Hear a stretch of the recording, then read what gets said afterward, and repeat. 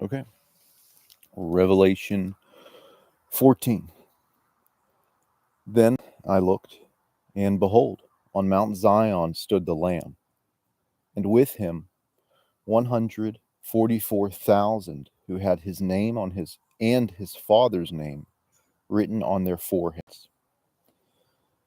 And I heard a voice from heaven, like the roar of many waters, and like the sound of loud thunder.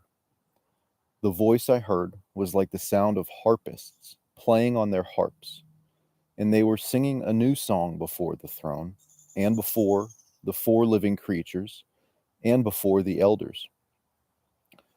No one could learn that song except the 144,000 who had been redeemed from the earth.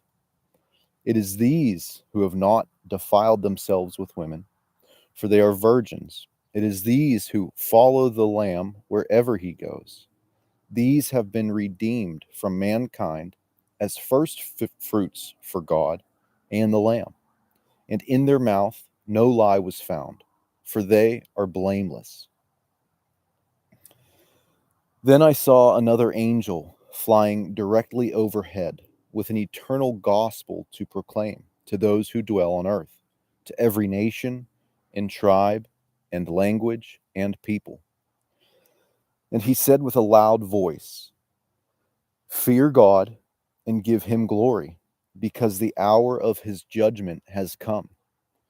And worship him who made heaven and earth, the sea, and the springs of water." Another angel, a second, followed, saying, "Fallen, fallen is Babylon the Great, she who made all nations drink the wine of the passion of her sexual immorality."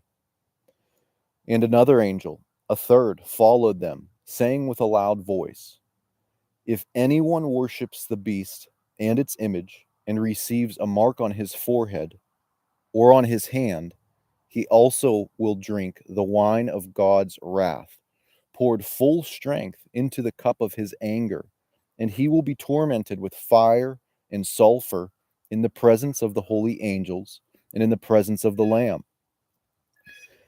And the smoke of their torment goes up forever and ever, and they have no rest, day or night, these worshippers of the beast and its image, and whoever receives the mark of its name. Here is a call for the endurance of the saints, those who keep the commandments of God and their faith in Jesus. And I heard a voice from heaven saying, "Write this: Blessed are the dead who die in the Lord from now on. Blessed indeed, says the Spirit, that they may rest from their labors, for their deeds follow them." Then I looked, and behold, a white cloud, and seated on the cloud, one like a son of man, with a golden crown on his head, and a sharp sickle in his hand. And another angel came out of the temple, calling with a loud voice to him who sat on the cloud, "Put in your sickle and reap, for the hour to reap has come, for the harvest of the earth is fully ripe." So he who sat on the cloud swung his sickle across the earth, and the earth was reaped.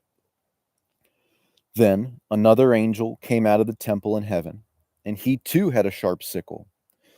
And another angel came out from the altar, the angel who has authority over the fire, and he called with a loud voice to the one who had the sharp sickle, "Put in your sickle and gather the clusters from the vine of the earth, for its grapes are ripe."